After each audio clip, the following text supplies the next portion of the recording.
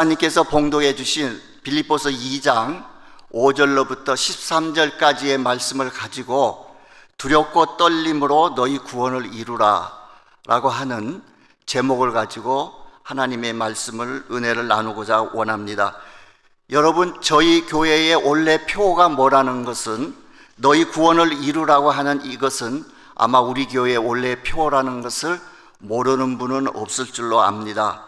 목사님께서 원래 저희 교회의 목회표를 이렇게 잡으신 이유는 우리 교회에 출석하시는 분들 중에는 한 분도 구원을 놓치고 잃어버리고 멸망으로 떨어지는 분이 없기를 원하는 간절한 그러한 소원에서 이렇게 주제를 잡으신 것이 아닌가 하고 저는 생각을 합니다. 오늘 여러분들이 읽은 본문 말씀 중에 제목이 들어가 있는 12절을 볼 것 같으면 영상을 좀 12절 띄워주시면 고맙겠습니다. 12절에 보시면 12절은 그러므로라고 하는 접속어로서 시작이 됩니다. 즉 그 얘기는 그 앞에 있는 우리가 읽었던 5절부터 11절까지 그 말씀과 연결해서 하는 그런 어떤 그 이유가 있는 거죠. 그러므로 너희는 이렇게 하라고 하면서 결론으로는 12절과 13절이 이어진다는 얘기입니다. 그래서 5절부터 11절까지의 내용을 볼 것 같으면은 예수님은 자신이 하나님이심에도 불구하고 자기를 낮추어서 종의 형체를 갖고 이 땅에 오셨고 우리 죄값을 치르기 위해서 십자가 위에서 죽으셨습니다. 그래서 하나님 아버지께서는 예수님을 지극히 높이셔서 예수의 이름 앞에 모든 무릎을 꿇게 하시고 모든 입으로 예수를 주라고 시인하여 하나님 아버지 앞에 영광을 돌리게 하셨습니다. 그래서 12절은 그러므로 너희도 앞서 예수님이 하나님 아버지 앞에 보여주신 그런 순종의 삶을 살기 위해서 두렵고 떨리는 마음으로 구원을 이루어 가라는 것입니다. 여기서 사도 바울이 너희의 구원을 이루라고 말할 때 이 구원은 저와 여러분의 개인의 영혼 구원뿐만 아니라 이 편지의 수신자가 되는 빌립보 교회 그 공동체의 구원, 이 두 가지 다 구원을 의미하고 있습니다. 빌립보 교회는 교회대로 외부의 핍박으로부터 교회의 생존과 안정을 위해서 절실한 구원이 필요했던 것입니다. 바울은 지금 감옥에 갇혀 있는 상황이었습니다. 그래서 나 있을 때뿐만 아니라 나 없을 때도 두렵고 떨림으로 구원을 이루어 가라고 말하고 있습니다. 그리고 마지막 13절에는 이러한 구원을 이루기 위한 소원과 행할 능력을 또한 하나님께서는 우리에게 주시겠다는 약속의 말씀을 바울은 우리에게 이렇게 밝히고 있습니다. 그러면 사도 바울은 디모데후서 1장 17절에 하나님이 우리에게 주신 마음은 두려워하는 마음이 아니라 오직 능력과 사랑과 절제하는 마음이라고 하셨는데, 이 디모데후서를 기록한 저자와 빌립보서를 기록한 저자는 동일한 사도 바울입니다. 그러면 동일한 저자가 하나님이 주시는 마음은 두려워하는 마음이 아니라고 하셨는데 왜 빌립보서에서는 너희는 두려운 마음을 가지라고 했느냐? 여러분, 여기에 대해서 좀 의문점이 생기지 않습니까? 그래서 오늘 저는 이 설교 제목을 이렇게 잡고 여러분에게 진정 말씀을 드리고 싶은 내용은 왜 우리가 구원을 이루어감에 있어서 우리들에게는 두려움과 떨림의 마음이 필요한 것인가 하는 것에 대해서 좀 살펴보려고 하는 것입니다. 오늘 본문이 우리에게 말하는 이 두려움은 단순히 어떤 공포심이 아니라 하나님을 경외하는 데서 비롯되는 두려움을 말하는 것입니다. 여러분 신구약에서 그 말씀을 볼 것 같으면 동일한 원어인데도 한국 성경은 두려워한다, 두려움이라고 번역한 데가 있고 동일한 똑같은 단어를 어떤 것에서는 경외한다는 걸로 번역이 되어져 있습니다. 즉 이 말은 여러분이 성경을 읽다가 문맥상 두려워한다는 그 자리에다가 하나님을 경외한다는 말로 바꿔서 읽어도 전혀 틀림이 없는 말이라는 얘기죠. 그렇기 때문에 오늘 이 두렵고 떨리는 마음이 어떠한 것인가를 잘 이해하기 위해서 성경 한 곳을 살펴보겠습니다.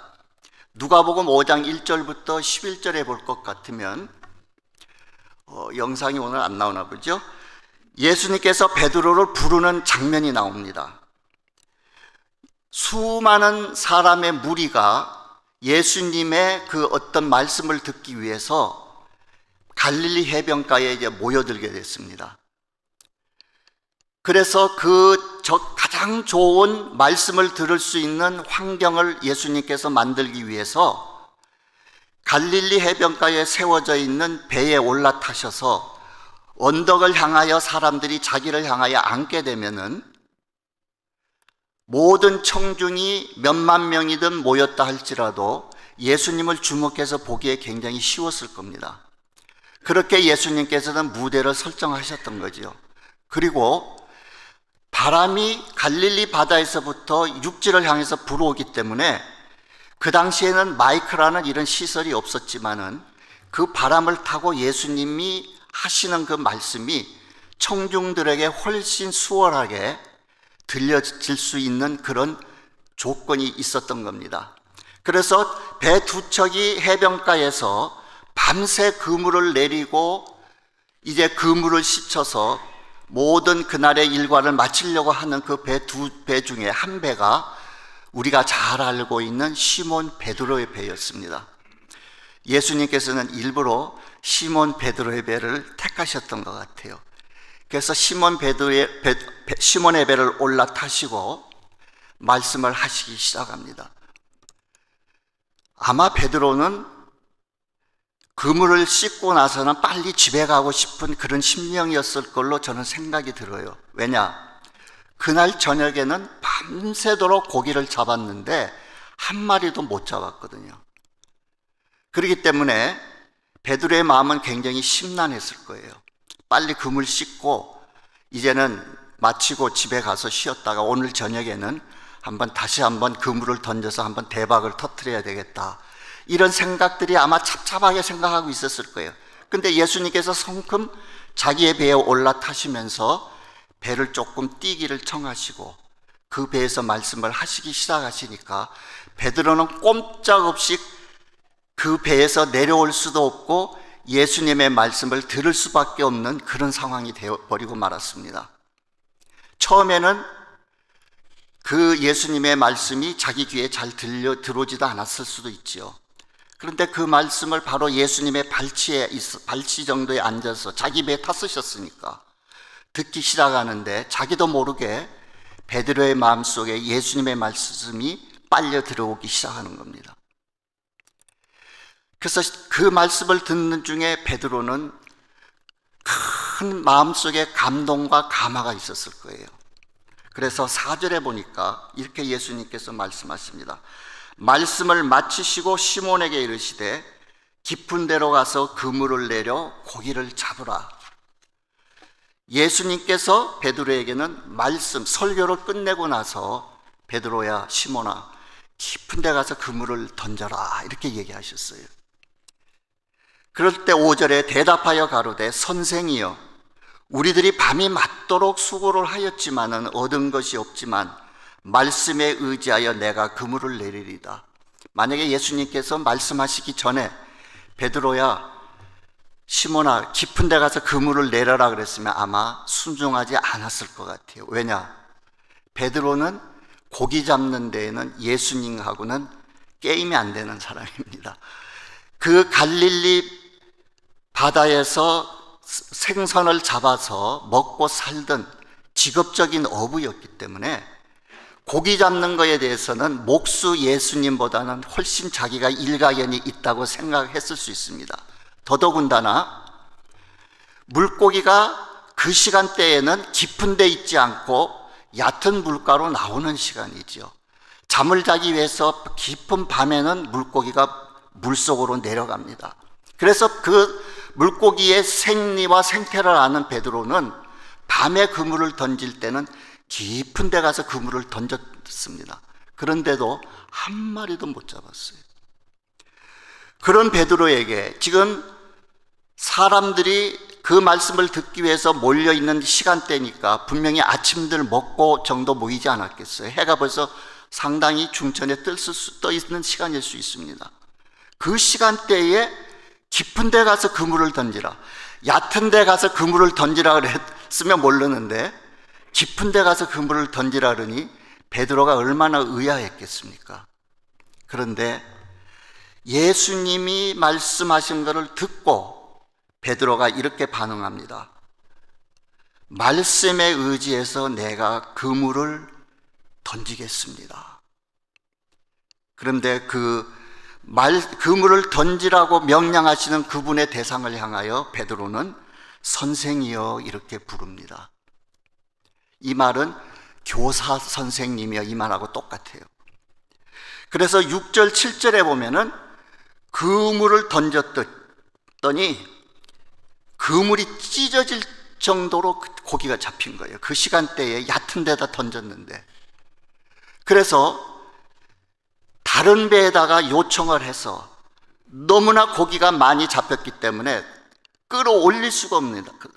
그래서 이 잡힌 고기를 두 배에다가 나눠 실었는데도 성경에는 뭐라 그랬느냐, 배가 잠기게 되었더라 할 정도로 많이 잡혔습니다. 이건 베드로의 경험이나 베드로의 상식이나 베드로의 지식으로는 있을 수 없는 일이었어요. 이 기적을 체험한 베드로는 자기 앞에 서 있는, 자기에게 깊은 곳에 가서 그물을 던지라고 말씀하셨던 그분이 선생이 아니고 초월자라는 것을 알게 된 겁니다. 그분은 그래서 8절에 예수의 무릎 아래 엎드려 주여, 아까는 선생이라고 불렀던 베드로가 이제는 그분을 향해서 주여, 이 말은 최고 통치자라는 뜻이에요. 최고의 권위자라는 뜻입니다. 주여 나를 떠나소서, 나는 죄인이로소이다, 이렇게 고백하게 됩니다. 여러분, 그분이 초월자이시고 단순한 나사렛 시골 마을 출신의 목수가 아니라 인간이면서 전능자시요 죄를 심판하시는 분이라는 사실을 보게 되었을 때에 베드로의 마음속에는 무서움이 밀려 들어왔던 겁니다. 그렇기 때문에 주님께서는 10절에 예수께서 시몬에게 이르러 가라사대 무서워 말라. 왜? 베드로가 주님 앞에 무릎을 꿇고 자신이 죄인이며 도저히 죄된 자신의 모습을 가지고 죄된 자신은 이렇게 거룩한 하나님을 대면할 수가 없는 존재라는 것을 알게 됨으로 말미암아 그 거룩하신 존귀하신 하나님 앞에 두려움을 갖게 됐던 겁니다. 그래서 주여 나를 떠나소서, 나는 죄인입니다고 고백하게 됩니다.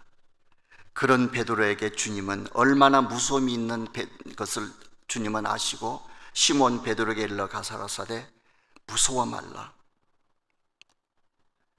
여러분, 주님께서 이렇게 시몬 베드로를 불러주셨을 때 이제후로는 내가 하늘에 속한 삶을 살아갈 것이다, 사람을 낚는 어부가 될 것이다. 베드로의 마음속에 일어난 엄청난 그 경외하심으로부터 오는 그 두려움이 결국 베드로가 모든 걸 버려두고 예수를 쫓았더라고 합니다. 여러분, 지금 빌립보서를 통해서 바울이 우리에게 말하고 있는 너희의 구원을 이루어 감에 있어서는 두렵고 떨리는 마음으로 구원을 이루어 가라고 말한 그 내용을 의미를 여러분께서는 좀 이해하시게 되실 줄로 압니다. 그러나 한 걸음 더 나아가서 정말로 우리가 두렵고 떨리는 마음을 품고 우리의 구원을 이루어 가야 하는 더 직접적인 이유를 살펴보겠습니다. 누가복음 12장 4절 5절에서는 이렇게 말씀하십니다. 내가 내 친구 너희에게 말하노니 몸을 죽이고 그 후에는 능히 더 못하는 자들을 두려워하지 말라.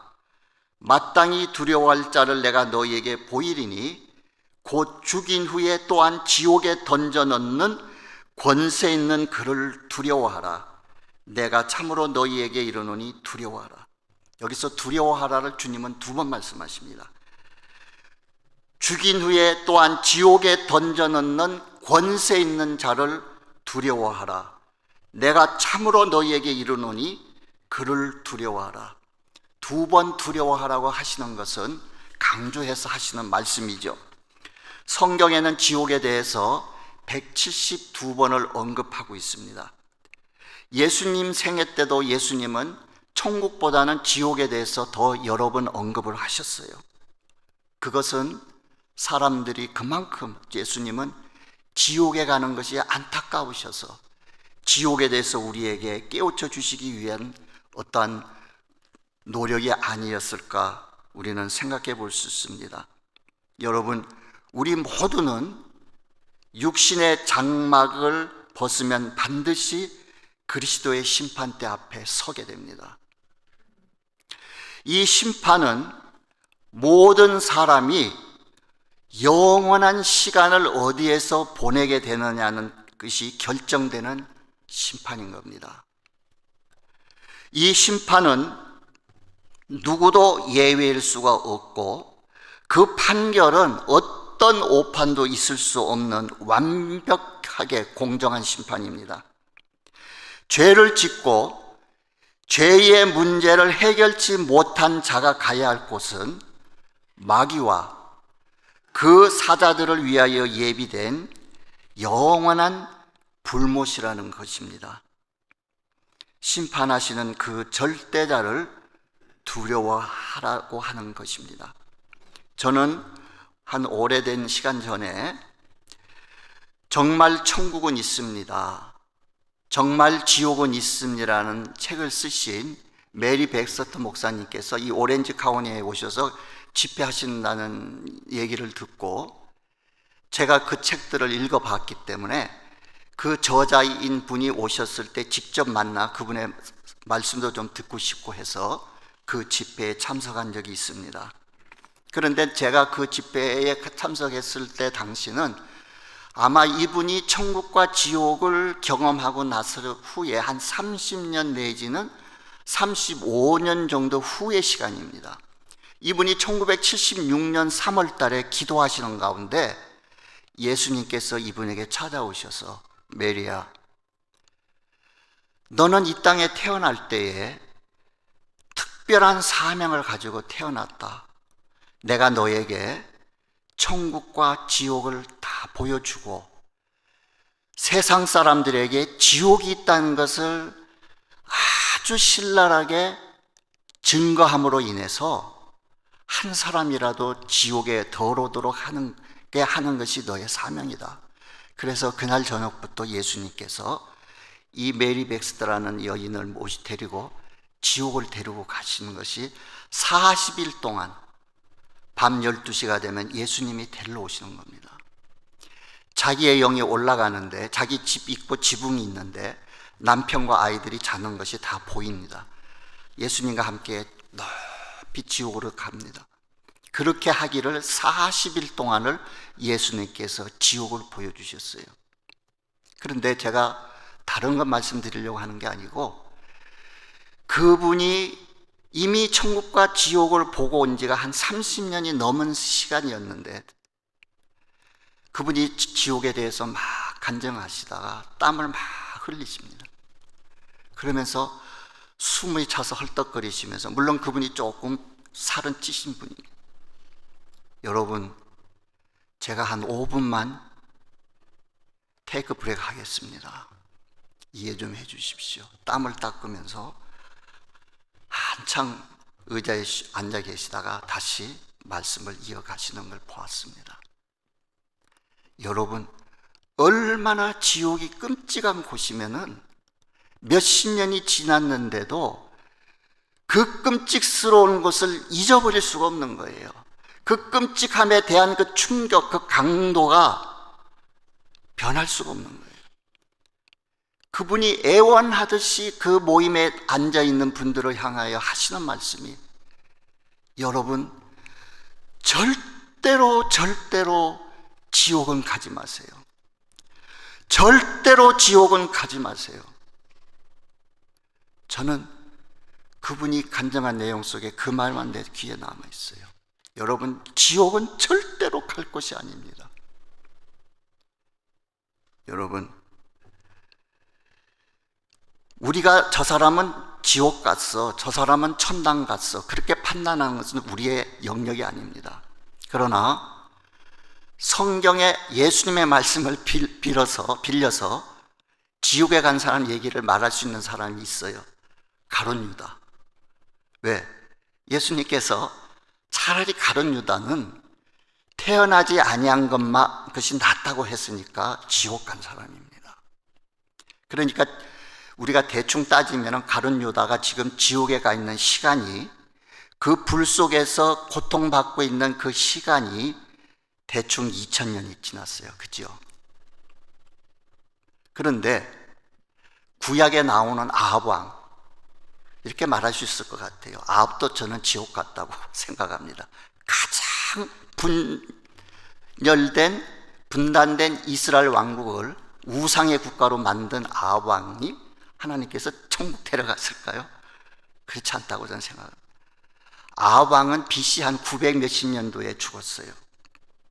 그러면 가룟 유다보다 약 1000년 정도 더 먼저 지옥에 가 있습니다. 그럼 한 3000년 정도 됐죠.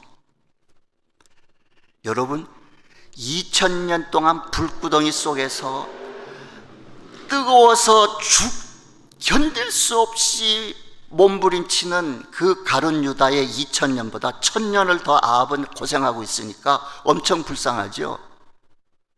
그러나 여러분, 그 고통의 시간 2000년, 3000년, 만약에 아담이 지옥에 갔다면 6000년 정도 지났죠.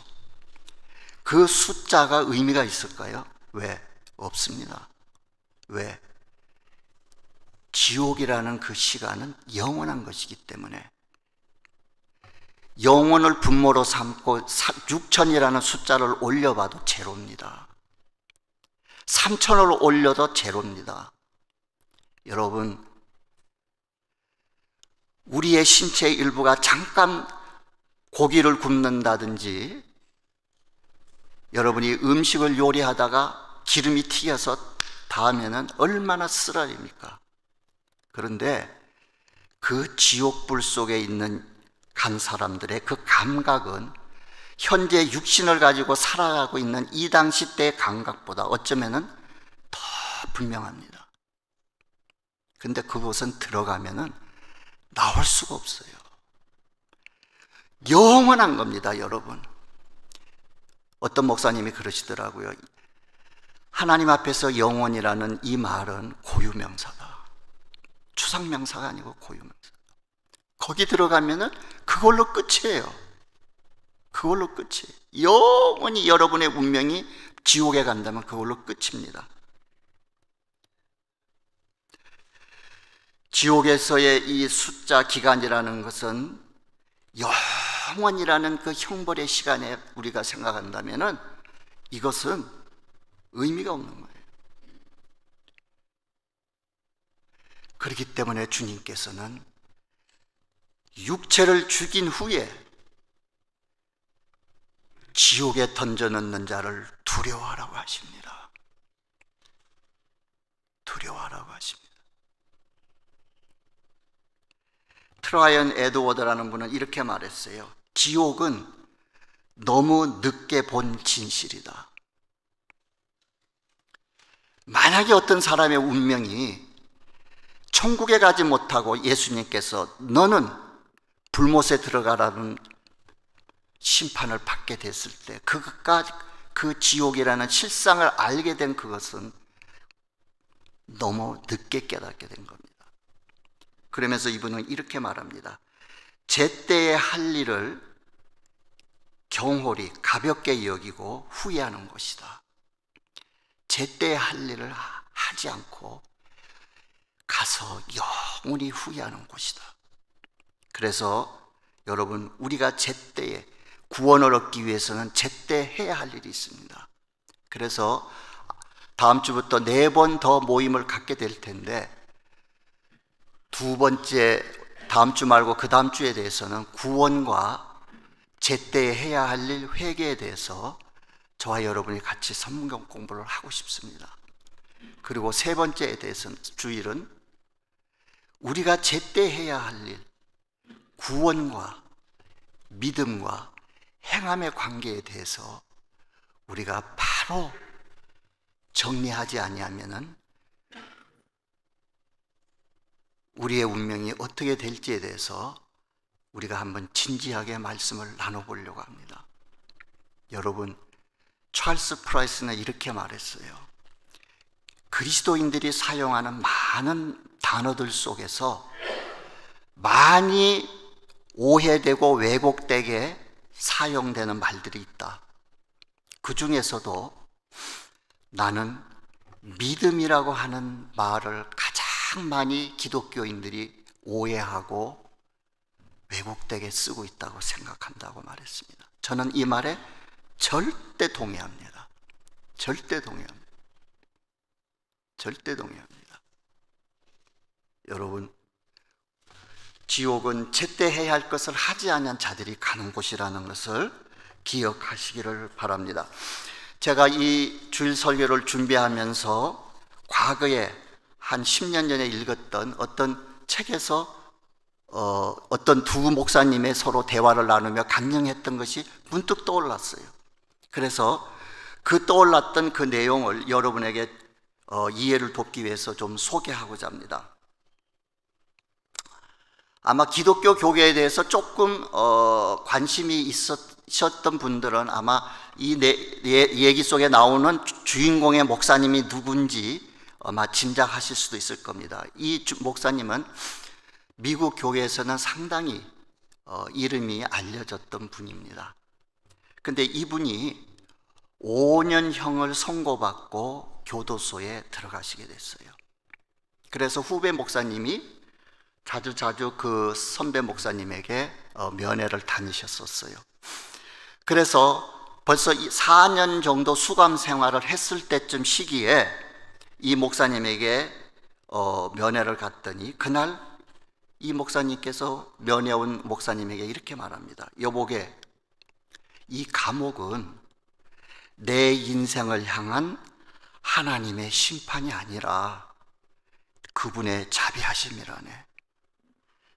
그때 살던 대로 내가 계속 살았더라면 나는 결국 영원한 지옥으로 갔을 것일세. 보통 우리는 죄를 짓고 감옥에 가게 되면 그것은 하나님의 심판이라고 말합니다. 물론 심판이죠. 죄를 지었으니 형벌을 받는 거죠. 그러나 이 목사님은 하나님이 자기를 감옥에 가둬놓게 하신 그 의미 속, 그 배후 속에는 하나님의 따뜻한 자비의 손길이라는 거죠. 자기를 사랑해서 이 모습대로 그대로 살다가는 저 영혼이 영원한 불의 형벌 속에 떨어질 것을 아셨기에 감옥이라도 집어넣으셔서 회개할 수 있는 기회를, 자신을 한번 돌아볼 수 있는 그런 시간의 기회를 하나님께서 허락하셨다는 것을 이 목사님은 깨닫게 되셨던 것이죠.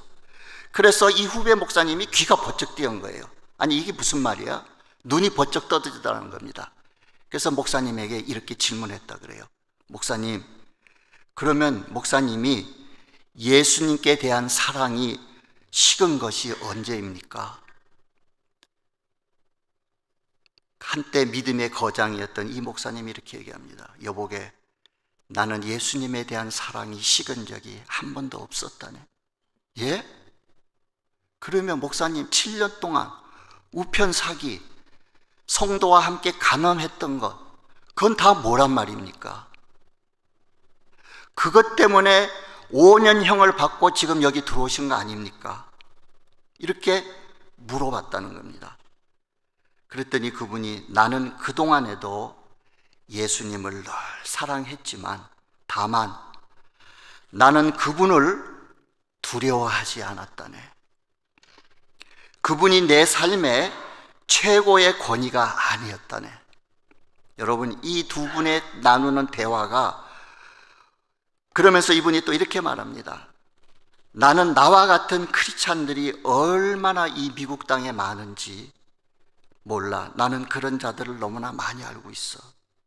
그들은 예수님을 구주라고 부르고 그분을 사랑한다고 하지만 하나님을 최고의 통치자로 모시지 않고 살고 하나님을 두려워하는 마음도 없다네.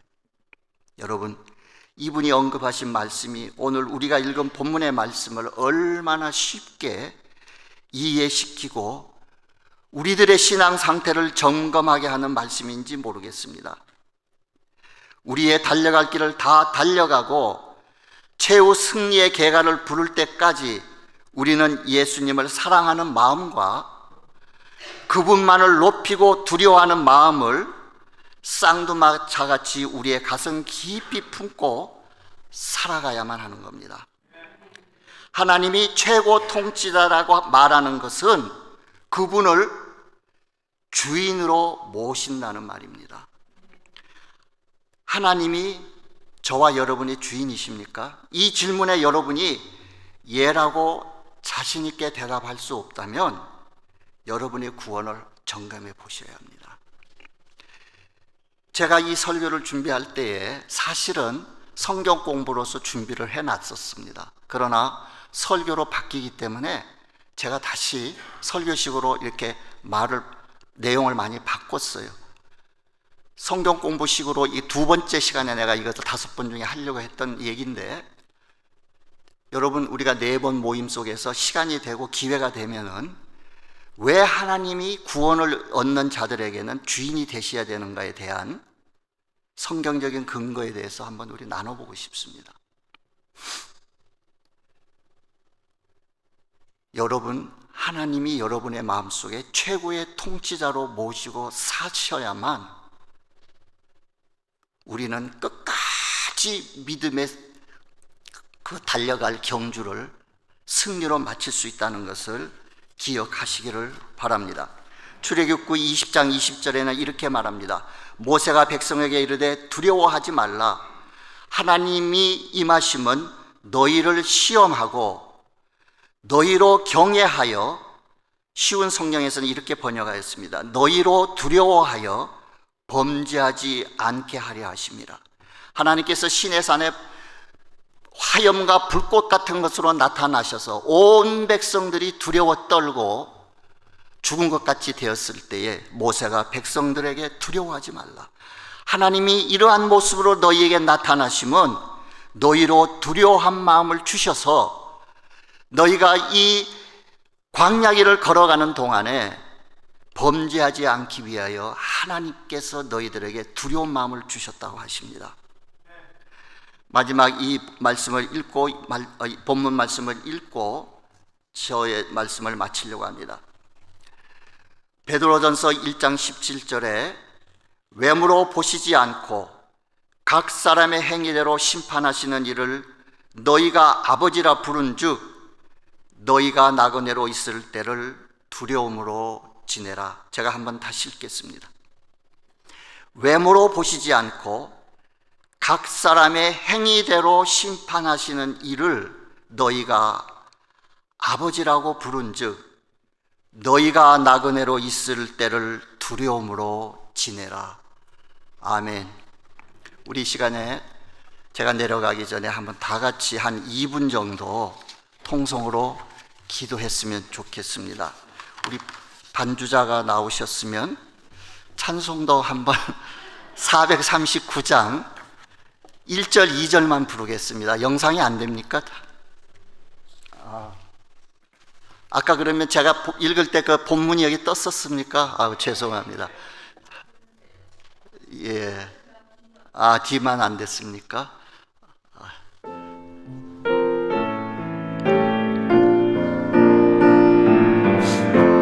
439장.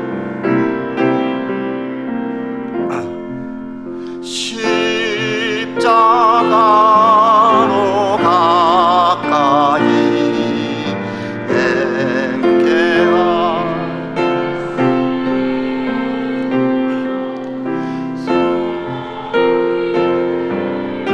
오열로 정케하옵소서.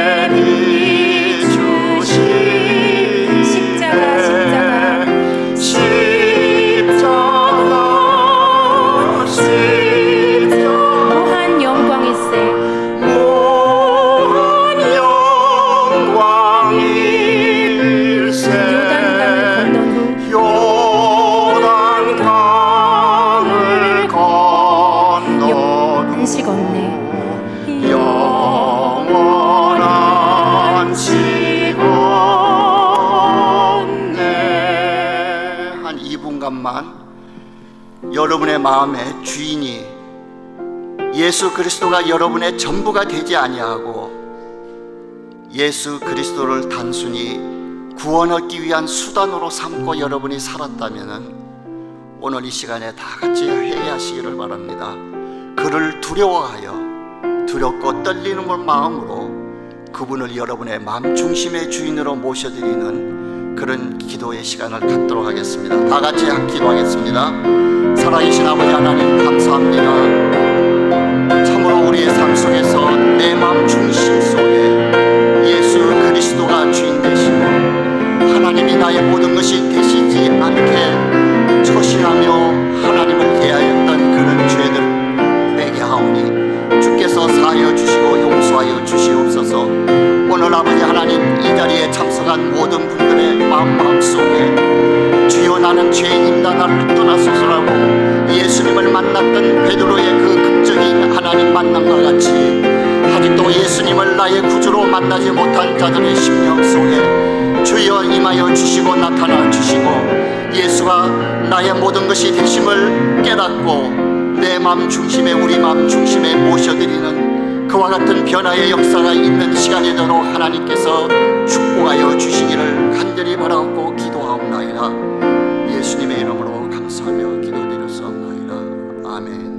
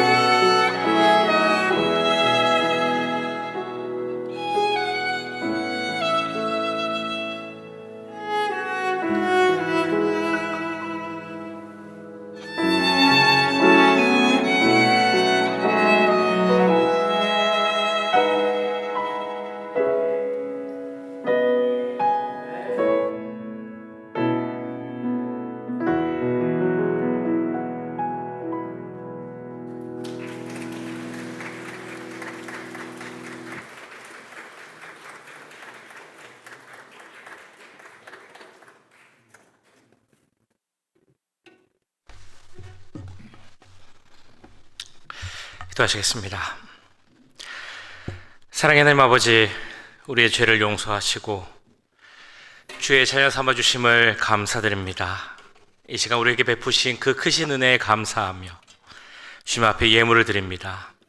이 모든 예물 기뻐 받아주시고 하나님 나라를 위하여 사용되는 모든 예물 될 수 있도록 역사하여 주시옵소서. 이 시간 꽃 헌금 드리는 분들을 위하여 기도합니다. 홍성수 집사님과 그 가정 주님 기억하여 주시옵소서. 하나님의 은혜 가운데 주해와 다해 두 자녀가 건강하고 바르게 자랄 수 있도록 인도하여 주시옵소서. 믿음 가운데 자라며 하나님의 비전과 꿈을 갖기 원합니다. 하나님께서 두 딸을 통해 이루고자 하시는 바를 알게 하시고 이 땅에서 하나님께 쓰임받는 귀한 도구 될 수 있도록 축복하여 주시옵소서. 가정과 자녀를 위해 기도하시는 홍 집사님 그 모든 기도를 들어주시고 그 사업과 건강도 지켜주시옵소서. 또한 샤론 집사님을 위해서 기도합니다. 우리 집사님 믿음 가운데 서게 하시고 모든 불안과 걱정 주님께 맡기며 하나님 주시는 평안이 그 마음과 삶 가운데 넘칠 수 있도록 주님 역사하여 주시옵소서. 그 딸 슬기자매 이제 이곳에 와서 정착하는 과정, 새 직장을 찾는 모든 과정 가운데 함께 하시고 그 모든 일이 순적하게 이루어질 수 있도록 주님 인도하여 주시옵소서. 그 딸의 마음 가운데 담대함을 주시고 언제나 주님이 동행하신다는 믿음과 확신 가운데 설 수 있도록 주님 역사하여 주시옵소서. 모든 것 감사드리며 우리를 구원하신 예수님의 이름으로 기도하옵나이다. 아멘. 일어나셔서 찬양합니다. 피난처 되시는 주 예수. 피난처 되시는 주 예수, 영원한 승리의 왕. 주님의 얼굴을 구할 때 주의 빛 비추시네. 전쟁은 주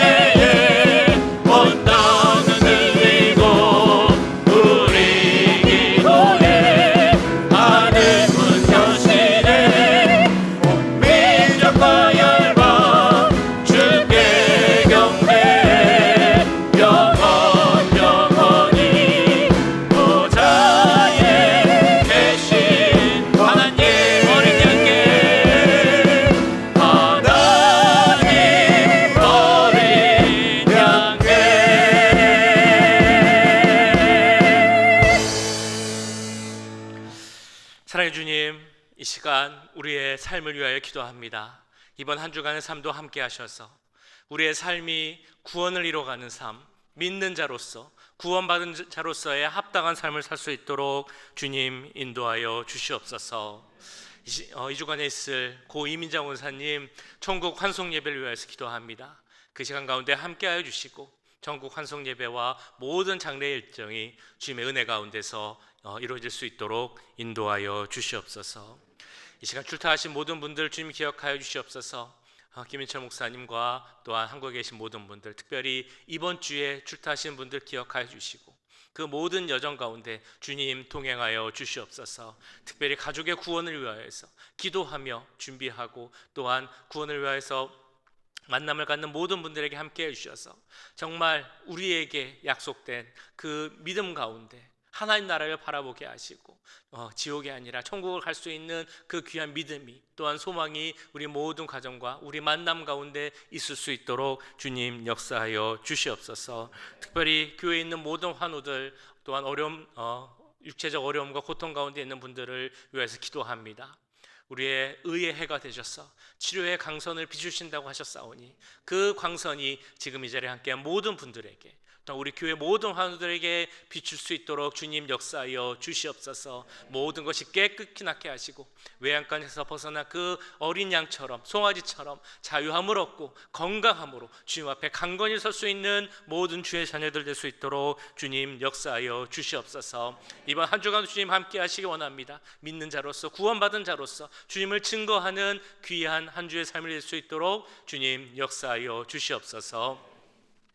지금은 우리 주 예수 그리스도의 은혜와 하나님 아버지의 무한하신 사랑하심과 성령 하나님의 감화감동 역사 교통하심이 하나님의 자녀로서 선택된 자로서 구원받은 자로서 그의 합당한 삶을 살기 원하는 이 자리에 함께한 모든 주의 자녀들과 그 가정과 우리 교회 위에 지금부터 영원까지 함께 하시길 간절히 축원하옵나이다.